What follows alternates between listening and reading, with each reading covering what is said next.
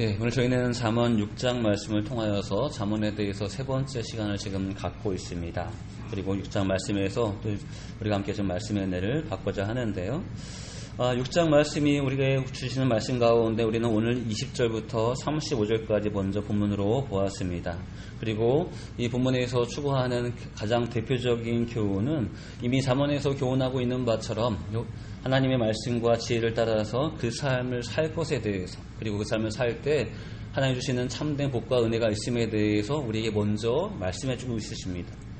근데 사실은 오늘 저희가 이 말씀을 대하는 것은 그 사실을 몰라서 이 말씀을 대하는 것이 아니라 그런 삶 가운데 미혹되어지고 그런 삶 가운데 우리를 무너뜨리고자 하는 음녀의 미혹과 같은 이 미혹의 문제를 어떻게 대할지에 대해서 좀 더 살피고자 오늘 말씀을 좀 보고자 합니다. 그래서 이렇게 말씀을 따르는 자가 누릴 복과 더불어 이제는 미혹당하여서 넘어지게 될 경우 미혹의 이 상황 가운데 어떠한 큰 위험이 있는지에 대해서 함께 좀 보고자 합니다. 자, 그래서 먼저 우리 말씀을 대할 때 첫 번째 볼 수 있는 부분은 오늘 본문 가운데 20절부터 24절 말씀인데요.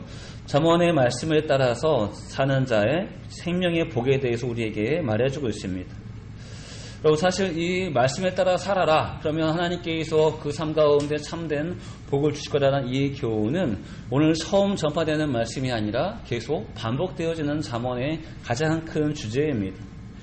자, 그럼에도 불구하고 이 말씀을 다시 한번 대할 때 우리가 알고 있는 바를 다시 한번 기억할 필요가 있다는 것이죠. 그래서 하나님의 백성의 자리에서 그들이 마음과 삶의 영역에서 주의 말씀을 정말로 인정하고 따라 살면 하나님이 그 삶을 책임져 주실 것에 대해서 분명히 말하고 있습니다. 그럼 말씀 그대로 한번 보실까요? 20절 말합니다. 내 아들아, 내 아비의 명령을 지키며 내 어미의 법을 떠나지 말고 그것을 항상 내 마음에 새기며 내 목에 매라. 아멘. 결국은 명령을 지켜라, 법을 떠나지 말아라, 그리고 마음판에 새겨라, 목에 걸라라고 이었습니다. 결국은 본인의 모든 삶의 영역에서 하나님의 말씀이 본인에게 있게 하라는 것이죠. 중요한 것은 이 말씀이 단순히 우리 마음판에 새기는 것으로만 말하고 있지 않다는 것이죠. 실제 그 삶에서 지켜내는 것을 얘기하고 있고 가장 대표적으로 우리 목에 거는 걸로 얘기하고 있습니다. 여러분과 저의 삶 가운데 우리 몸에 그 말씀이 걸려 있습니다. 그 말씀이 마음에 숨어져 있는 것이 아니라 마음뿐만이 아니라 우리 안에, 우리 밖에 있다는 것이죠. 여러분, 이 목에다가 무언가를 걸었다 하면 여러분 우리가 스스로 그것을 거울이 아니고서야 볼 수 없다는 것이죠. 근데 흥미로운 것은 나는 볼 수 없는데 여기 기록된 무언가를 상대방은 나의 그 모습을 볼 수 있다는 것이죠. 거기 무엇라고 써 있는지 무슨 말인지에 대해서 상대방은 나를 볼 수 있습니다. 여러분, 그런 의미에서 우리가 이 말씀을 이해해 본다면 이 목에 건다는 것은 그 말씀이 우리의 외면적으로 묻어있는 것인데 우리가 그것을 자체적으로 증거하거나 본다기보다 타인이 우리 안에 있는 그 말씀을 보는 것입니다. 그리고 그것은 사실은 목에 걸었기 때문에가 아니라 여러분과 저의 삶에서 그 말씀이 드러나는 것이죠. 그래서 그 말씀은 마음판에 새겨지기도 하고 그 말씀 여러분과 저의 삶에 실제 행함으로, 실제 보여짐으로 나타날 것에도 분명히 여기서 말하고 있습니다. 여러분, 이것은 이미 계속 강조되는 부분이기 때문에 제가 이 부분은 오늘 여기서 더 강조하진 않겠습니다. 다만 그렇게 살면 하나님이 그것에 대한 그 복을 한 번 더 우리에게 약속해 주신다는 것이죠. 한번 22절, 23절 한 번만 다시 읽어보실까요? 22절, 23절입니다. 있습니다. 시작. 그것이 내가 다닐 때 너를 인도하며 내가 살 때 너를 보호하며 내가 뺄 때 너와 더불어 말하느니 대전 요령 등불이요 거룩은 빛이요 율법의 소망은 곧 생명의 길이라. 아멘. 분명히 여기서 말하는 그것이라는 말을 전제하고 있습니다. 그리고 앞에 있는 말씀과 같이 여호와의 말씀과 법을 지켜 행하는 것, 그 말씀을 마음판에 새기는 것, 그 말씀이 마치 우리 목에 걸려있는 바와 같이 우리의 삶을 통해서 말씀이 드러나는 것을 얘기하고 있습니다. 자, 그렇게 살아갈 때, 그렇게 우리 삶 가운데 말씀이 가득할 때 그것이 주는 유익이 있습니다. 그것을 지키고 있는 내가 어떤 능력이 있어지는 것이 아니라 사실은 그것이 우리에게를 지켜주고 그것이 우리에게 주는 유익을 성경은 말하고 있습니다. 그래서 흥미로운 것은 22절 자체가 여러분과 저의 삶 자체를 얘기하고 있습니다. 내가 다닐 때에 너를 인도하며 내가 잘 때에 너를 보호하며 내가 깰 때에 너와 더불어 말하리니 라고 씁니다. 여러분, 다닐 때만 전제하고 있지 않습니다. 잘 때만 전제하고 있지 않습니다. 자든 깨든 어디를 가든지 그것이 너를 그렇게 인도한다는 것이죠. 때로는 인도로, 때로는 보호로, 때로는 지혜로운 말로 우리와 함께할 것에 대해서 분명히 말하고 있습니다. 무엇이요? 여호와의 말씀을 따르는 그 삶이 있을 때 그것이 우리를 이렇게 인도한다고 말하고 있습니다. 자, 그런데 그것을 또 다른 의미로 비교한다면 마치 이렇게 했습니다. 대저 명령은 등불이요 법은 빛이요 훈계의 책망은 곧 생명의 길이라. 아멘. 여기서 말하는 명령과 법과 훈계의 책망은 여호와의 말씀이죠. 굉장히 딱딱하고 굉장히 무겁고 우리로 하여금 그 자유를 억압하는 것처럼 보여지기도 합니다. 근데 놀라운 것은 이렇게 여호와의 말씀이 우리한테 올 때 그 능력이 발휘될 때에는 등불과 빛과 생명의 길로 나타난다는 것이죠. 우리를 죽이고 억압하고자 하는 목적이 아니라 여러분과 저를 더 환한 길로, 더 밝은 길로, 그리고 더 생명이 있는 길로 인도함에 대해서 우리에게 분명히 말해주고 있습니다. 자, 그렇다면 이 말을 우리가 한번 정리해보면, 오늘 이 첫 번째 주제를 정리해보면 여호와의 말씀대로 행하는 자는 결국은 밝은 빛이 있는, 모든 것을 잘 볼 수 있는 그런 인생을 살아가는 것입니다. 단순히 화나고자 하는 것만이 아니라 하나님께서 인도하시고 보호하시고 더불어 말하시는 그 능력도 실제 경험하는 인생이 있음을 지금 잠언이 말하고 있습니다. 그리고 반대의 의미에서 이 말씀이 분명히 주어졌지만 그대로 살지 않으면 뭐가 없죠? 22절에 정반대겠죠? 여호와의 인도하심도 없고 보호하심도 없고 함께 더불어 말하심도 없습니다. 그것을 현실적으로 얘기한다면 밝은 빛 가운데 가는 것이 아니라 캄캄한 어둠 가운데 가는 것입니다. 생명을 향해 가는 것이 아니라 결국은 죽음을 향해 가는 것이라는 것이죠. 여러분, 이 암흑이 의미하는 바가 무엇일까요? 어떤 공간에 탁 들어가는데 아무것도 안 보입니다. 이 암흑이 의미하는 바가 무엇일까요? 여러 가지 의미가 있겠지만 대표적으로 아무것도 알 수 없는 무지함이겠죠. 이 공간에 무엇이 있는지 알 수 없습니다. 그것이 암흑이 의미하는 바입니다. 두 번째는 아무것도 대처할 수 없는 무능함입니다. 무엇이 있는지도 모르겠고 내가 이것을 어떻게 대처할지도 모르는 것이 암흑이 의미하는 바라는 것이죠. 여호와의 말씀을 따르지 않는 자의 삶이 곧 암흑 가운데 있는 자입니다. 자신의 무능함을 실감하게 되어지고 자신의 무지함을 실감하게 되어지고 그리고 그 무능함과 무지함은 자신을 생명으로 인도하는 것이 아니라 자신을 사망으로 인도하고 있다는 사실입니다. 잠언은 그래서 이미 이전에 수없이 많이 강조했고 지금 6장이지만 앞으로 수없이 많이 강조하겠지만 그래도 불구하고 계속 강조한 것이 무엇입니까? 여호와의 말씀을 따르고 사는 자만이 결국은 밝은 광명 가운데 거하는 자이고 생명을 향해 나아가는 자입니다. 그리고 그렇게 나가지 않는 자는 멈춰져 있는 자가 아니라 정반대로 향하는 자입니다. 암흑에 놓여진 자와 같이 무능하고 무지하고 절망해 가고 있는 인생인 것에 대해 분명히 말하고 있습니다. 이것이 오늘 잠언에서 말하고 있는 가장 첫 번째 주제입니다. 여러분, 그러면 결국은 이렇게 보실까요? 잠언은 여러분과 저에게 말씀을 따라서 실제적으로 살라는 것이죠.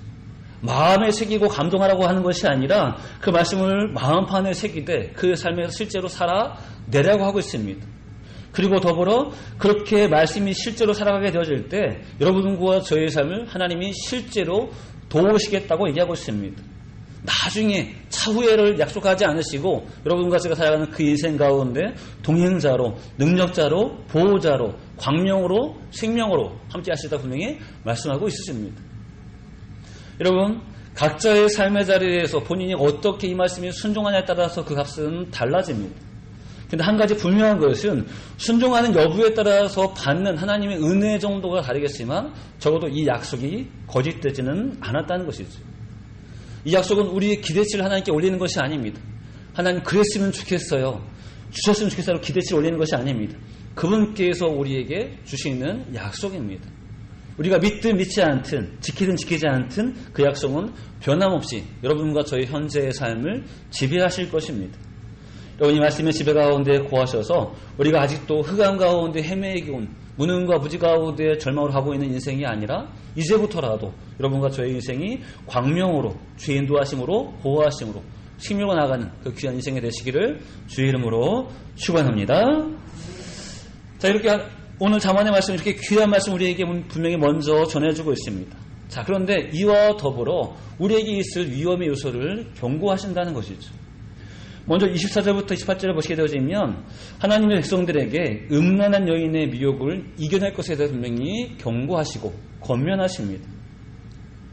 그럼 본문이 표현하는 음란한 여인의 미혹이라는 것은 한편으로 보면 말 그대로 젊은이들에게, 아들된 이들에게, 앞으로 앞길이 창창한 이들에게 경고하는 성적인 미혹에 대한 경고이기도 합니다. 이것을 부인하지 않습니다. 분명히 성적으로 타락하지 말 것에 대해서, 음란을 말 것에 대해서 분명히 잠언이 경고하고 있습니다. 자, 그러면 젊은이가 아닌 젊은이가 아닌 노년의 사람들은, 성적인 미혹을 느끼지 못하는 그 연령들은 이 말씀이 관계가 없는 것일까요? 안전한 것일까요? 아무 미혹이 없는 것일까요? 그렇지 않다는 것입니다. 혈기왕성한 젊은이들에게 가장 직접적인 경고는 성적인 타락에 대한 경고이기도 합니다. 그러나 그와 더불어 더 넓게 보면 모든 성도에게 권하는 말씀 가운데 마치 음란한 여인과 같이 성도를 미혹하고 있는 많은 미혹에 대한 경계와 미혹에 대한 승리를 우리에게 말하고 있다는 것이죠. 그래서 우리가 어떤 연령이든 간에 가장 첫 번째는 성적인 경고를 들어야 되고, 두 번째는 그 이외에 많은 우리의 영역을 무너뜨리고자 하는 많은 미혹들에 대한 경계와 승리를 권하는 말씀을 함께 분명히 들으셔야 합니다. 여러분 24절 볼까요? 이렇게 하겠습니다. 이것이 너를 지켜라고 했습니다. 이것이 뭘까요? 앞에서 얘기했던 여호와의 말씀을 따르고 행하며 그 말씀에 따라서 인도함 받고 보호함 받고 또 지혜로 인도함 받고 그리고 생명을 하는 바로 그것을 얘기하겠죠. 그것으로 우리를 지키라는 것이죠. 그리고 위험을 얘기합니다. 악한 여인에게 이방 여인의 혀로 홀이는 말에 빠지지 않게 하리라 하십니다. 그렇죠?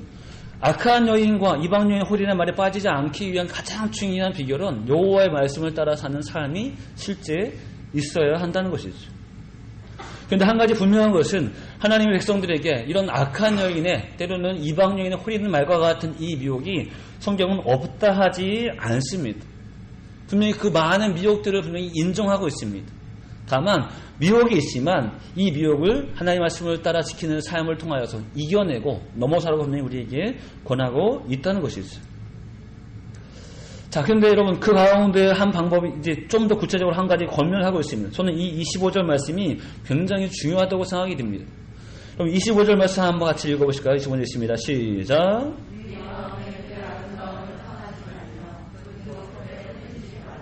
아멘. 여러분 24절에서는 하나님의 말씀을 지키는 삶을 통하여서 이것에 빠지지 말라고 얘기하고 있습니다. 그런데 25절에서는 빠진다는 것에 대한 경고를 좀 더 구체적으로 얘기하고 있습니다. 뭐 하지 말라고요? 그의 아름다움을 탐하지 말며 그 눈꺼풀에 홀리지 말라는 것이죠. 누구죠? 앞에서 얘기하고 있는 때로는 음란한 여인, 악한 여인, 그리고 이방 여인의 홀리는 말이겠죠. 자, 그럼 우리는 이렇게 볼 수 있습니다. 결국은 그 여인이 말하는 그 내용에 깊이 빠져들지 말라는 것입니다. 여러분과 저에게 어떤 미혹이 있을 때 사실은 그 미혹을 듣지 않고 대처하면 그 미혹의 내용이나 미혹의 유형이나 미혹의 크기와 관계없이 우리는 능히 그것을 이길 수 있습니다. 넘어설 수 있습니다. 근데 어떨 때 문제가 되냐면 그 미혹의 내용을 듣고 깊이 생각해 볼 때 문제가 된다는 것이죠. 여러분 여인에 대한 미혹을 우리가 예를 든다면 결국은 자신이 함께 살고 있는 아내, 함께 교제하고 있는 어떤 배우자감, 어떤 그런 대상을 제외한 어떤 여인의 미혹이 있다 하더라도 그것 자신의 어떤 배우자 기준으로 그것을 뿌리신다면 전혀 어떤 것이 오든 미혹될 일이 없다는 것이죠. 근데 그 여인을 예를 든다면 여인의 아름다움에 대해서, 여인의 어떤 외적인 모습에 대해서 더 깊이 살피게 되어진다면 그것이 미혹의 씨앗이 되어진다는 것이죠. 여러분 바로 이것이 굉장히 중요합니다.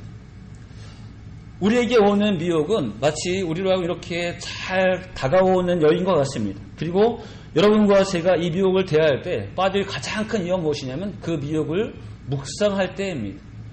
그 미혹의 내용에 대해서 더 깊이 빠져들 때 우리는 그 미혹을 빠질 수 있다는 것이죠.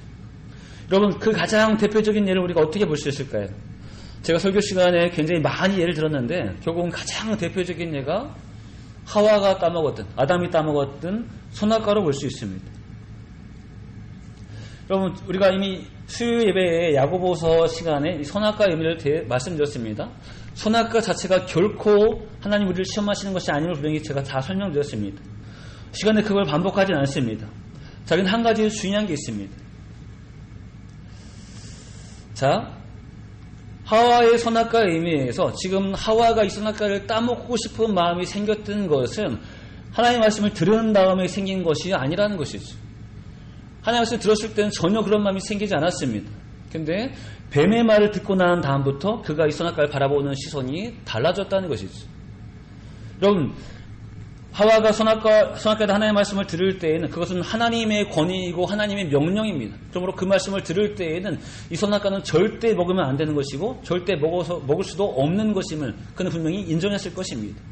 그렇게 절대 권위 앞에 이제 무엇을 다가오냐면 사단이 하와의 귀에 미혹거리를 던져준다는 것이죠. 그리고 그 미혹을 묵상했을 때, 그 미혹의 내용을 더 깊이 새겼을 때 이제는 그 선악과에 대한 시선이 달라지게 된다는 것입니다. 절대 먹으면 안 되는 것에서 이제는 먹을 수도 있는 것으로 바뀌어진다는 것이죠. 저는 오늘 이 시간에 굉장히 중요한 주제 한번 여러분과 생각해보고자 합니다. 여러분, 우리에게 오는 미혹의 유형을 어떻게 이해할 수 있을까요? 말씀을 묵상하면서 이렇게 한번 좀 정리해보고 싶었습니다. 여러분, 미혹은 우리를 유혹하는 정도로만 말할 것이 아니라 여러분과 저를 공격하는 것입니다. 여러분과 저를 침공하는 것입니다. 여러분, 어떤 성을 공격하는 목적이 무엇이죠? 그들에게 더 좋은 것을 주기 위해서일까요? 아니겠죠? 그 성을 허물어 그 안에 있는 것들 모든 것들을 탐하고 모든 것들을 빼앗아 그 땅을 황폐하게 하기 위한 것이 공격의 목적이라는 것이죠. 여러분, 미혹의 목적이 마찬가지입니다. 우리가 알지 못하는 진리를 깨닫게 하기 위한 것이 아니라 여러분과 저를 공격하는 것입니다. 그러면 무엇을 공격할까요? 그게 문제입니다. 이 미혹이 우리의 무엇을 공격할까요? 우리 안에 있는 견고한 성과 같은 것을 무너뜨리고자 한다는 것이죠. 이 견고한 성이 뭘까요? 때로는 도덕이고 때로는 윤리이고 때로는 법이고 그리고 하나님의 말씀입니다. 이것이 뭐죠? 견고한 성입니다. 한 인간으로서 하면 안 되는 일이고 한 인간으로서 지켜야 될 일이고 한 하나님의 피조물로서 나가야 될 그 방향들이 우리 안에 견고히 서 있습니다. 이 견고한 성을 뭐 하는 거죠? 미혹이 이 성을 공격하는 것입니다. 그래서 그것을 무너뜨리고자 하는 것입니다. 여러분 보실까요? 하와에게 주어진 것은 아까 말씀드린 대로 하나님의 말씀이고 하나님의 권위이고 하나님의 명령입니다. 그렇다면 이것을 무너뜨릴 수 있는 그 위에 권위가 있을까요? 절대 없겠죠. 그래서 최고의 권위자의 명령입니다. 그러므로 그 위에 있는 권위자가 없는 이상 이 말씀은 절대 어길 수가 없는 가장 중요한 권위라는 것이죠.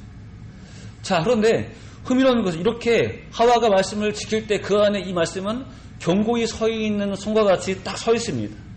그런데 뱀이 미혹할 때 뭐 하죠? 이 견고한 성이 무너진다는 것이죠. 따먹지 말라 하는 하나님의 권위가 무너집니다. 따먹으면 안 된다는 하나님의 권위가 무너집니다. 따먹으면 정령은 죽으리라는 그 권위가 무너집니다.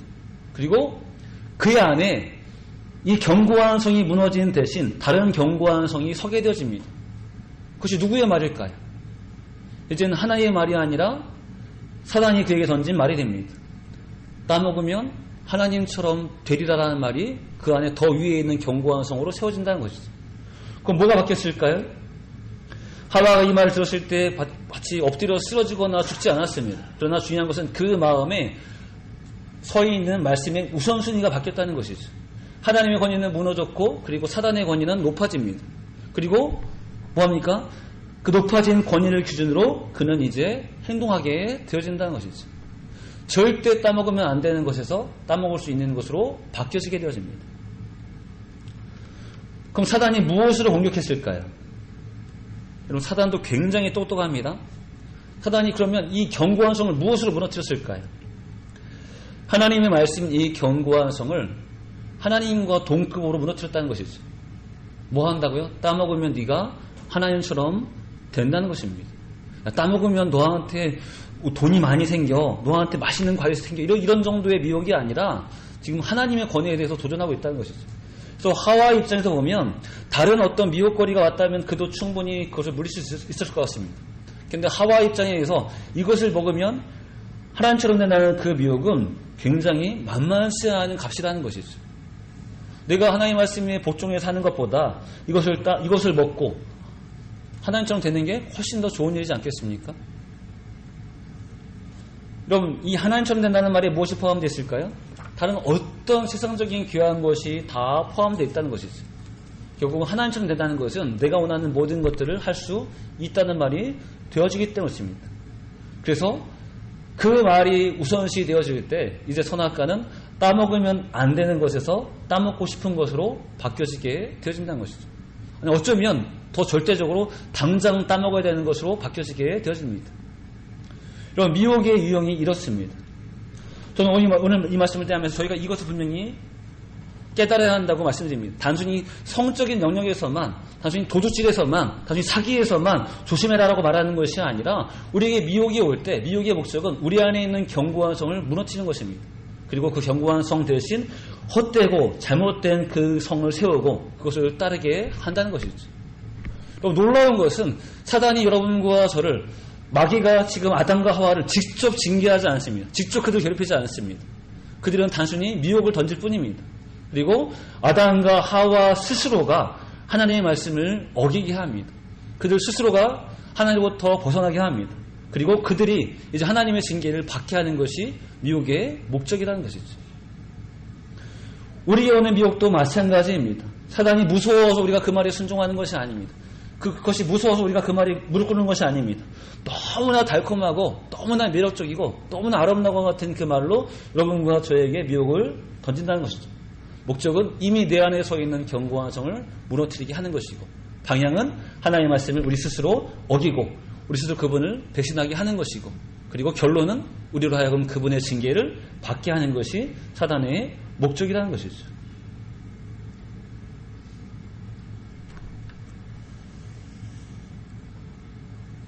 자, 그런데 이것이 우리 시대에도 늘 있는 것 가운데 하나입니다. 여러분, 제가 이전에 봤던 영화 가운데 재밌냐 재미없냐를 따라서 지금 말씀드리는 것이 아니라 한국 영화 가운데 성난황소라는 영화가 있었습니다. 보신 분도 있었겠죠? 근데 이 영화 가운데 독특했던 것은 이 악당이 하는 논리입니다. 이 악당이 하는 논리가 뭐냐면, 본인이 보기에 이 임신매매가 주로 주제인데, 본인이 보기에 예쁜 여자가 있으면 그 여자가 결혼한 여자이든 아니면 결혼하지 않는 여자이든 그 여자를 납치합니다. 그리고 특별히 결혼한 여자라면 그 여자를 납치하고, 그리고 남편을 불러내어서 남편에게 상상할 수 없는 돈을 줍니다. 아내를 납치하고 그 남편에게 때로는 5억, 때로는 10억의 돈을 제시합니다. 그리고 아내를 찾지 말아라 라고 합니다. 그런데 그 영화의 내용상 많은 남편들이 처음에 아내를 잃어버렸을 때 굉장히 속상해하고 슬퍼하고 안타까워했는데, 그렇게 아내가 납치된 사실을 알고 또 그 악당이 그렇게 수많은 액수를 제시할 때 남편들은 아내를 찾지 않습니다. 옆에 있는 남편이 새롭게 보이시나요? 찾지 않습니다. 여러분, 사랑이 값으로 계산이 될까요? 여러분, 값을 매기자면 매길 수 있겠지만 사실은 사랑은 값으로 따지는 것이 아니지 않습니까? 어떤 얼마짜리 사랑 이렇게 하는 것이 아니지 않습니까? 사랑은 말 그대로 사랑입니다. 서로가 살아가고 서로가 함께 나아가고 서로 의지하고 평생을 함께 가고자 하는 것이 어떤 사랑의 큰 유형이고, 그리고 그것의 어떤 약속이 결혼이지 않겠습니까? 여러분, 한 번도 자신의 사랑을 값으로 따져본 적이 없습니다. 한 번도 배우자의 가치를 값으로 헤아려 본 적이 없습니다. 절대 그렇게 할 수 있는 영역이 아닙니다. 내 배우자를 돈을 받고 팔 수 있는 영역이 아닙니다. 근데 여기서 무엇이 증명되고자 하냐면, 여러분, 분명히 절대 무너뜨릴 수 없는 배우자에 대한 사랑인데, 배우자에 대한 영역인데, 상상할 수 없는, 예상할 수 없는 큰 금액의 돈이 들어올 때 그 영역이 무너진다는 것이죠. 아내를 사랑하는 것보다 지금 내 손에 주어진 그 돈이 더 가치 있어 보인다는 것입니다. 이 돈이면 사랑하는 여인을 잃어버릴 수도 있고, 이 돈이면 다시 내가 어떤 여인을 만날 수 있다는 소망이 생겼는지는 모르겠습니다. 영화에는 나오지 않습니다. 그런데 그 가치가 뒤바뀌는 사실을 우리는 분명히 볼 수 있습니다.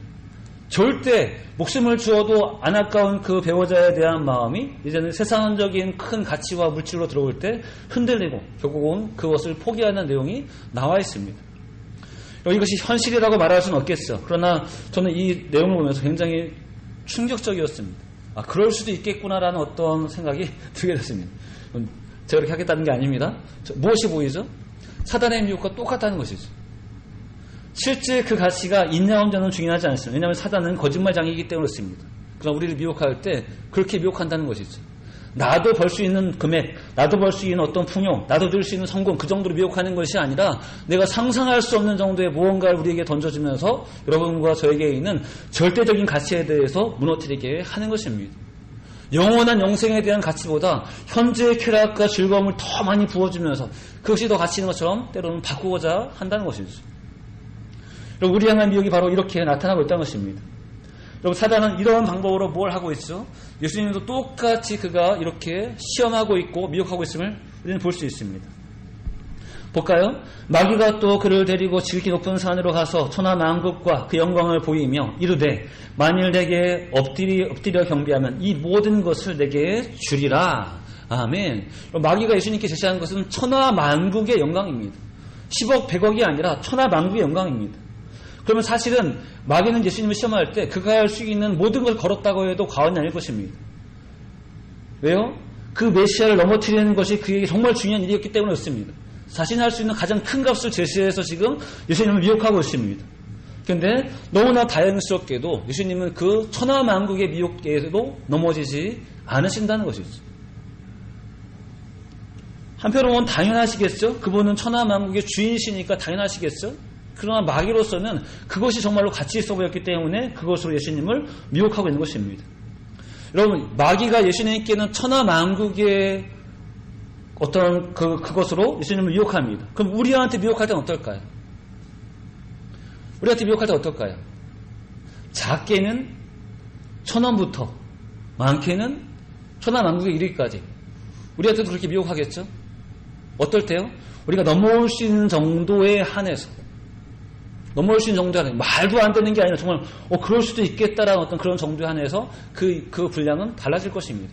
그러나 분명한 것은 여러분과 제가 혹할 수 있는 그 무언가로 사단은 여러분과 저를 미혹한다는 것이죠. 아담과 하와에게도 그렇고 예수님에게도 그렇고 변함없이 많은 성도들에게도 그 안에 있는 진리를 무너뜨리기 위해서 수많은 무기를 사용하고 있습니다. 어찌 성적인 무기이든 물질적인 무기이든 명예적인 무기이든 개인적인 어떤 욕망의 무기이든 그 모든 것들을 우리에게 사용하고 있습니다. 목적은 우리 안에 있는 진리의 기준을 바꾸는 것입니다. 그러므로 우리는 다시 한번 깨달으셔야 합니다. 하나님께서 우리한테 분명히 말씀을 통해 주시는 복을 약속하시지만 그러나 그와 더불어 이 미혹이 주는 위험에 대해서 그것을 얼마나 지혜롭게 분별할 것임에 대해서 분명히 우리에게 말씀해 주고 있으십니다. 자, 마지막으로 26절부터 시간이 좀 없네요. 자, 그 다음에 한 가지 더 말하는 것은 이 음녀의 미혹에 빠졌을 때 그들이 얼마나 고통스러울지에 대해서 우리에게 말해주고 있습니다. 그 현실을 우리에게 분명히 보여주고 있습니다. 조금 제가 빨리 하겠습니다. 그럼 26절 보실까요? 이제 그 고통의 현실을 이렇게 한마디로 표현하는데요. 이렇게 합니다. 음료로 말미암아 사람이 한 조각 떡만 남게 됨이며 음란한 여인은 귀한 생명을 사냥함이니라. 아멘. 두 가지 신을 얘기하고 있습니다.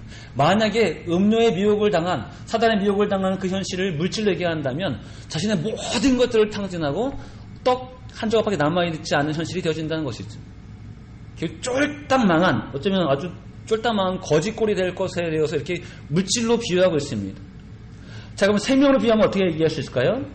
결국은 자신의 생명을 사냥당한다는 것이죠. 그럼 사냥의 의미가 뭘까요? 잡는 것이죠. 대부분 사냥은 그 대상의 목숨을 빼앗는 것이 사냥입니다. 여기서 말하는 사냥은 우리의 목숨을 빼앗긴 빼앗는데 그냥 지금 당장이 아니라 우리가 그에게 잡혀서 포로가 되는 것으로 볼 수 있습니다. 억압되는 것을 볼 수 있습니다.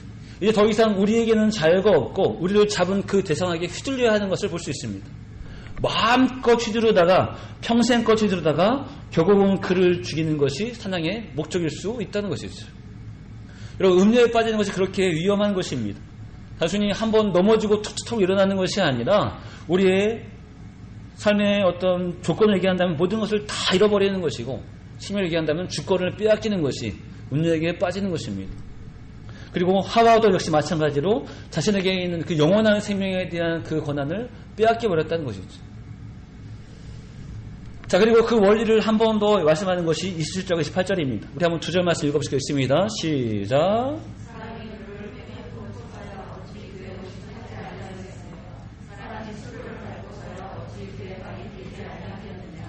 아멘. 이런 음료에 빠지면서 나타나는 그 결과를 앞에서 얘기하지만 그것이 너무나 당연한 일이라는 것이죠. 마치 뭐와 같이요? 사람이 불을 품고 있으면 어찌 그곳에 불이 붙는 것은 너무나 당연하다는 것입니다. 사람이 뜨거운 숯불 위에 올라가 있으면 그 발이 데이는 것은 당연하다는 것입니다. 그리고 음료의 미혹에 빠지면 그에 대한 결과를 받는 것은 또한 당연한 것입니다. 그렇게 우리에게 먼저 자문이 말해주고 있습니다.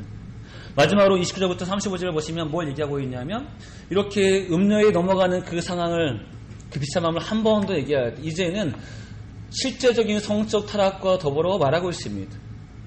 아까 말씀드린 것처럼 이 말씀은 성적인 경계도 분명히 더불어 말하고 있습니다. 그래서 지금 이 뒤에서는 실제적인 성적인 타락을 했을 때, 음란하고 잘못된 죄를 지었을 때 그가 받을 벌에 대해서 분명히 말하고 있습니다. 그리고 더불어 큰 그림에서 보게 된다면 음욕에 빠졌을 때 그로 인한 벌이 얼마나 클지에 대해서, 철저할지에 대해서 우리에게 한 번 더 말해주고 있습니다. 뭘 볼 수 있을까요? 29절 볼까요? 남의 아내와 통관하는 자도 이와 같을 것이라 그를 만지는 자마다 벌을 면하지 못하리라. 아멘. 다른 남편의 아내와 통관하는 자에 대해서 분명히 경고합니다. 자, 그러면 무엇과 비유하고 있냐면 도둑이 받는 벌과 비유하고 있습니다. 볼까요? 도둑이 만일 줄일 때 배를 채우려고 도둑질을 하면 사람이 그를 멸시하지는 아니하려니였습니다. 그가 도둑질하다 들킨다 하더라도 그를 멸시하지는 않습니다. 다만 들킬 때 뭡니까? 들키면 7배를 갚아야 합니다. 훔친 것을 7배를 갚아야 합니다. 율법에 정해져 있는 것이죠. 그리고 심지어 그것이 없을 때 7배가 안 될 때에는 자신에 있는 집의 모든 것을 때로는 빼앗길 수도 있음을 경고하고 있습니다. 근데 그것이 도둑이 당하는 벌의 어떤 전부라는 것이죠. 그래서 7배를 갚아야 되는, 안 되면 모아놓은 재산을 다 빼앗게 하는 것이 도둑이 받는 벌입니다. 다만 멸시를 당하지는 않습니다. 근데 반대로 얘기합니다. 이제는 음료로 인한 일을 얘기합니다.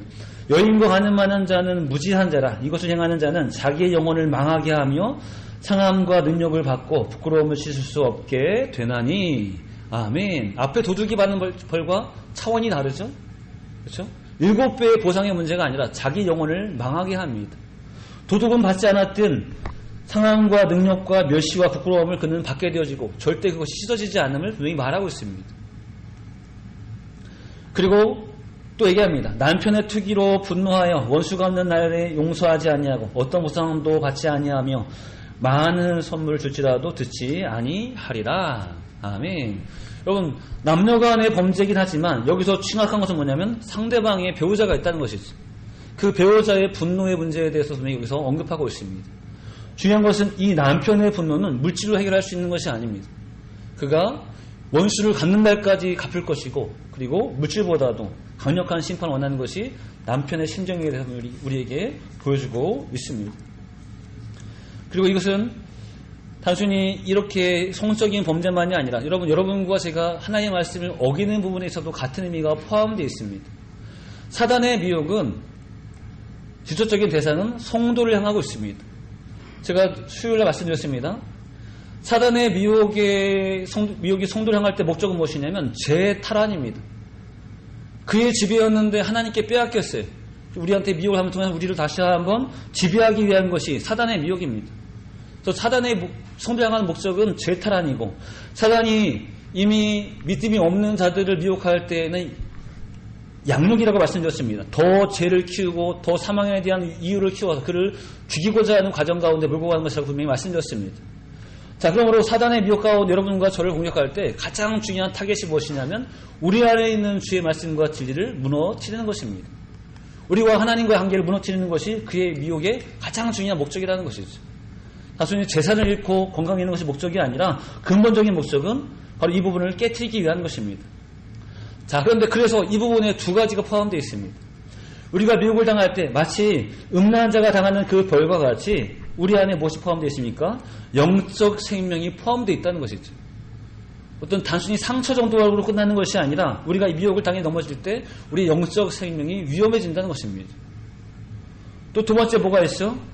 우리가 미혹을 당해 넘어질 때 우리의 배우자와 같은 영적 배우자인 하나님의 분노가 포함되어 있습니다. 그분의 분노하심이 이곳에 대해서 용납하지 않으신다는 것이죠. 마치 여인의 남편과 같이 그 분노를 얼마나 크게 내실지에 대해서 이렇게 비유로 볼 수 있다는 것입니다. 그것을 우리에게 분명히 경고해주고 있으십니다. 여러분, 생각보다 시간이 많이 가서 말씀을 정리하고자 합니다.